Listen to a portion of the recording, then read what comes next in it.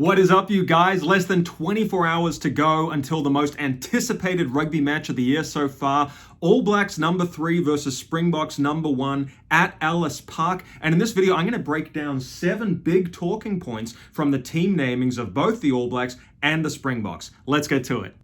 So I'm going to put the All Blacks team here so you can study it, but let's go straight to the front row. Tamaiti Williams has been picked over the much more experienced Ofa Tu'ungafasi, and I love it. Now you got to bear in mind that Ethan de Groot has been ruled out of the South African tour with a neck injury. However, Tamaiti Williams was so good in that second test against the Pumas at Eden Park that he was maybe going to push his way into the starting 15 anyway, just on pure form. But I like the fact that Robertson has elected for the future over Ofa Tu'ungafasi. Now, the latter still has a lot to offer. I think he can definitely come on in the second half, shore up the scrum, but the muscularity and the size of Tamaiti Williams is a bedrock that we can build our pack on leading into the 2027 World Cup, and nothing will bring on his development quicker than a trip to the Highveld in South Africa. But let's not forget, Tamaiti was there in the Rugby World Cup final. Tamaiti was there in those final minutes of the Rugby World Cup quarterfinal against Ireland, making tackles. He has been in the heat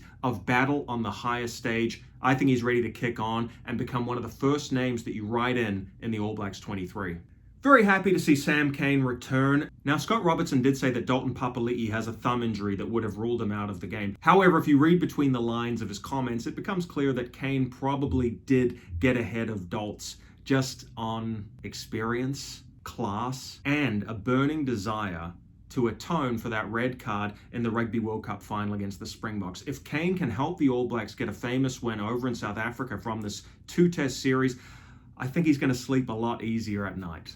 Now, my eyes actually went straight to the bench when the All Blacks named their team, and Samipeni Finau was a very interesting selection. Of course, Dalton Papali'i's not in the loose forward mix, so you do need to bring someone else in. I just wonder if Samipeni Finau might have been in the mix anyway. Yes, he perhaps underperformed against England this year when he started in the Steinlager series, but Finau has something you can't coach. Out and out size. He's 6'5". He's got a huge muscular physique. He has flattened people repeatedly in Super Rugby. We haven't quite seen that translate to the international arena, but he's the same guy. He can do it. It's just that nanosecond of hesitancy we're seeing at test level. And you got to remember, we saw that with Jerry Collins. We saw that with Jerome Kaino when they were starting out. I'm not going to put big tickets on this guy and say that he's going to be a Jerome Kaino, but we have to give him time to mature. And I'll tell you what, going into the pressure cooker of Ellis Park, that's going to put some seasoning on you. That's going to put some gray hairs on your chest. I think he'll be so much better for the experience. And I like that they're sticking with him. He has some intangibles that you can't coach. As I said, physicality, X factor. Let's keep nurturing him. And lastly, Mark Talea again selected on the bench.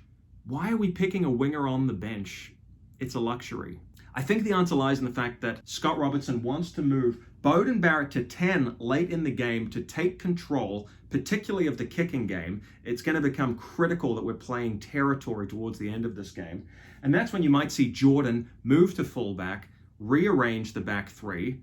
Plus, Talea is just an X-factor athlete who can bust a game open. If it loosens up in the last 20 minutes, as it does tend to when the All Blacks play the Springboks in South Africa, why not have a greyhound sprinter like him out there? He's so elusive, he's so fast, he can make a difference. He really was one of the standout players in the Rugby World Cup final last year, and that was played on a heavy pitch in drizzling rain. He's going to go a lot better on a hard, flat track in South Africa. So, generally, I'm not a fan of picking a winger on the bench, but I can understand the rationale on this particular occasion.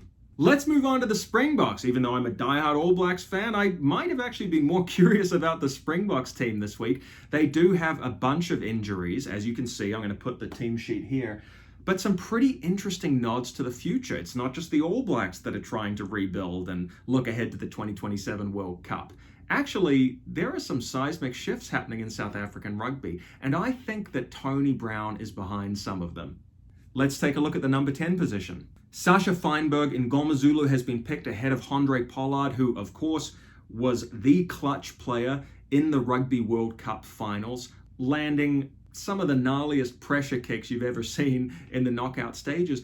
But he's on the bench. What's going on here? Well, I think the Springboks really are trying to bed in this new attacking style. They're trying to play with more width, and they're looking to the future. Feinberg-Mngomezulu is 22 years old. Handre Pollard is 30. Now, he can certainly make the next World Cup. I've predicted Beauden Barrett's going to be playing in 2027, even though I believe he'll be 36. But there's a sea change happening in South African rugby, and I like it. I like the attacking intent that they're showing. I think it's very cool. And that brings me to my next point. Another changing of the guard is happening, this time at fullback. Willie Leroux is 35 years old. He's been a stalwart for the Springboks. Well, he didn't even make the squad on this occasion, and clearly Afalele Fassi is the future. He's a young up-and-comer, known to absolutely shred the opposition when he's playing at fullback, has a nice array of chip kicks, grubber kicks. He can swerve, he can goose step, he can do it all. And clearly the coaches have seen enough to say, yeah, we're going to just kind of put all our chips on this guy.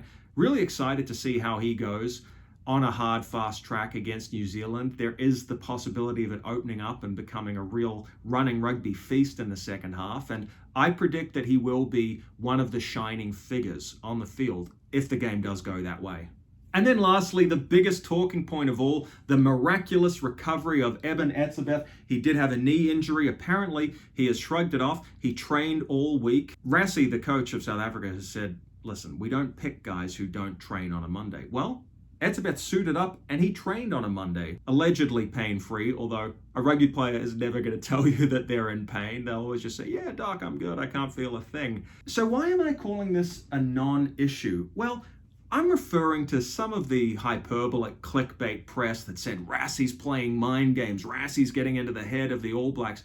Quite frankly, Etzebeth is a legend. He's one of the greatest to ever wear a Springbok jersey. The reason I think it's a non-issue is that the All Blacks always thought he was going to play. So the fact that he was in, then he was out, it's much of a muchness. The All Blacks are familiar with this guy. They've played him many times. Now, that doesn't make it any easier to shut him down in the lineouts. He's a particularly good operator in the air. However, I just don't really buy into the idea that Rassie's mind games are going to unsettle the All Blacks. Look, one of the criticisms of the All Blacks is they can be a bit insular. They focus more on themselves than the opposition at times. They admit that freely. Well, I think this is a case where that's probably a good thing. A guy like Rassie does like to pull tricks, and I don't think the All Blacks are particularly affected by it, and that is due to their introspective focus. It does have some flaws to it, but there's a lot of positives to just focusing on yourself. And let's not forget that we've got Scott Barrett back in the second row, along with Tupou Vaa'i, who I think might still be calling the lineouts. He came of age in that series against Argentina. I wonder if the All Blacks will keep developing him and having him actually be the man in charge of the aerial battle. That'll be very interesting to see whether Barrett or Vaa'i are calling when Cody Taylor's throwing into the lineout. Can't wait to see that. Just in general, can't wait to see this game. I think it's going to be an absolute cracker. Who do you guys think is going to win? And is it going to be a blowout or is it going to be really tight? Take it easy, guys. Enjoy the game on Saturday, and I will be here on YouTube to break it down for you after full time. I'll catch you then. See you guys. Bye.